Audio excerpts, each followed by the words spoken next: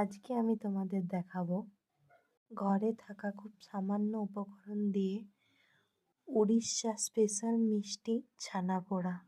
এই মিষ্টিটা বানানোর জন্য প্রথমে দুধটাকে ভালোভাবে ফুটিয়ে নিন, তার মধ্যে লেবু দিয়ে ছানা কাটিয়ে নিন, তারপর জলটা ভালোভাবে সরিয়ে নিন। খেয়াল রাখবেন যেন ছানাটার মধ্যে একটু জল থাকে। তারপর অন্য পাত্রে নিয়ে সেই ছানাটার মধ্যে সামান্য পরিমাণে চিনি, যে যেমন মিষ্টি খেতে ভালোবাসেন সেইভাবে চিনি দেবেন। তারপরে দেবেন যতটা ছানা তার থেকে হাফ পরিমাণে সুজি দিয়ে ভালোভাবে মিশিয়ে নেবেন। ভালোভাবে মেশানো হয়ে গেলে ওটা রেখে দিন। যদি খুব শক্ত হয়ে যায় তাহলে ছানা কাটানোর জলটা দিয়ে দেবেন যেন একটু থপথপে ব্যাপারটা আসে। দেখুন যেভাবে ভিডিওতে দেখাচ্ছে সেইভাবে করবেন। তারপর ওটা সাইডে ঢাকা দিয়ে রেখে দিন 20 থেকে 25 মিনিট। আরেক দিকে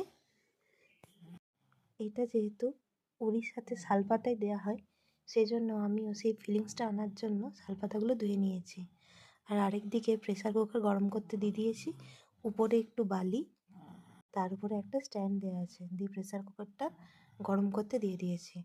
এরপর একটা বাটিতে শালপাতা দিয়ে তার উপরে ঘি মাখিয়ে উপরে একটু চিনি ছড়িয়ে দিয়েছি, দিয়ে ওই যে ছানার মিশ্রণটা ওটা তার মধ্যে দিয়ে দিয়েছি। আর আরেকটা জিনিস বলতে ভুলে গেছিলাম, যখন আমি ছানাটা মাখাচ্ছিলাম তার মধ্যে একটু ঘি দিয়েছিলাম। দিয়ে ওই বাটিটা প্রেসার কুকারে বসিয়ে প্রেসার কুকারে ঢাকনাটা দিয়ে দিয়েছি, দিয়ে আধ ঘন্টা রেখে তৈরি হয়ে গেল আমাদের উড়িয়া স্পেশাল ছানা পোড়া।